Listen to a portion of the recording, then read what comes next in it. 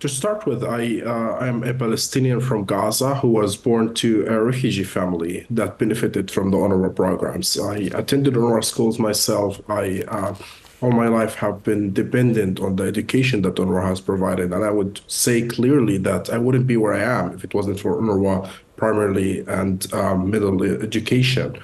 So I'm grateful for their services in that regard.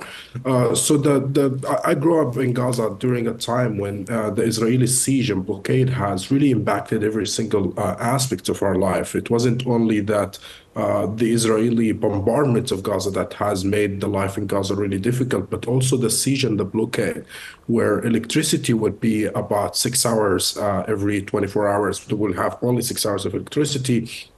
Situation was quite difficult. But also, we had lived under the Hamas's control government since 2007. In a way, one can describe Hamas as just another authoritarian regime, although it's not really a country. Sorry. But Hamas has operated as an authoritarian regime that has suppressed freedom of speech like other regimes in the region and has always justified that with the notions of resistance, that the resistance against the occupation. But make no mistakes here, Beverley. Hamas is just a symptom of the occupation. They're not the core root of the issues that we're facing in Gaza. Yeah. So you also observed an increasing Islamization by Hamas. Do you think that led to greater radicalization? As you say, the root of this problem is very complicated. Yeah, I mean, one can say that for sure more Islamization has taken place after 2007 in Gaza because of the nature of Hamas. Hamas is an Islamist movement like the Muslim Brotherhood and like other Islamist movement in the region. One of their aims is to Islamize the society, to make the society as they see it more pure, because that's the way toward a better society. That's the way toward also, in the Palestinian case, of ending the occupation, of decolonization. So yes, there has been more Islamization. Now, Islamization does not equal radicalization all the time. You could be an Islamist or become more religious, excuse me, but not be more radical. But in the case of Hamas, I mean, coupled with grievances that has existed in Palestine since 75 years, there has been more radicalism in the sense of like the more and more people have adopted that the only way toward liberation is resistance, and in that sense, militant resistance. Hamas, in a way, is also, beside that it's an Islamist movement that aims on Islamizing the society, it's also, quote-unquote, resistance movement that believes that in order to decolonize, you have to fight violently. And in a way, Hamas is just a continuation of a Palestinian tradition of resistance. That being said, yes, because it is an Islamist movement, there has been more Islamization of society after 2007. And for some people, including myself, who are not religious, it has been not the easiest experience. Yeah. And to that point, you moved to Ramallah on the West Bank. How different a place did that feel for you?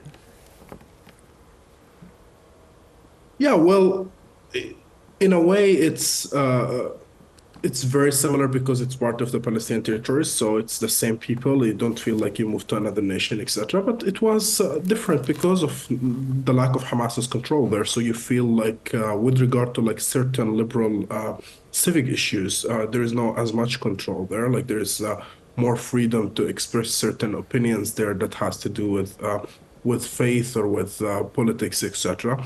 But on the other hand, it was also still living underneath of the Israeli occupation. In Gaza, the Israeli occupation controlled your life through the siege and through the bombardments of Gaza every few years. In the West Bank, you find yourself going through a system of checkpoints that would stop you, humiliate you, and sometimes make you wait for hours for no reason.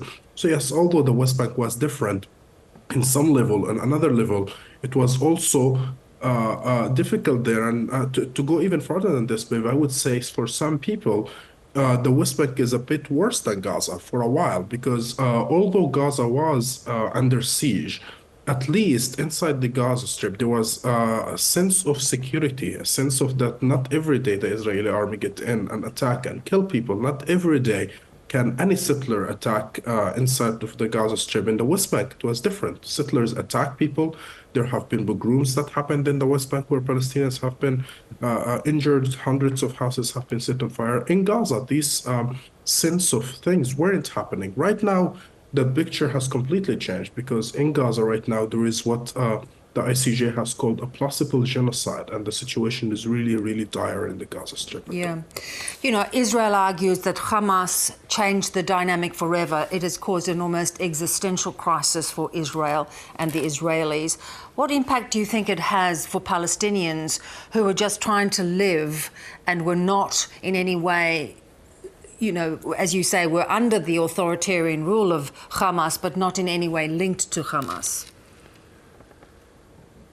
I mean, one has to point out clearly that yes, Hamas is a problem to a certain level, and to people like myself have so many criticism of Hamas. However, Hamas is not the root case of the issue here. Before the 80s, before Hamas existed, the Israeli occupation still existed. Israel had no plans to actually its occupation, and remains until today the main issue is the Israeli occupation. Look at the West Bank. The Palestinian Authority has been daily and for more than a decade committed to peaceful means negotiation with Israel. Still, the Israeli right-wing government has made no concessions and has made it very clear that they not only don't want negotiation with the Palestinians, but they don't even consider and recognize the very existence of the Palestinian people.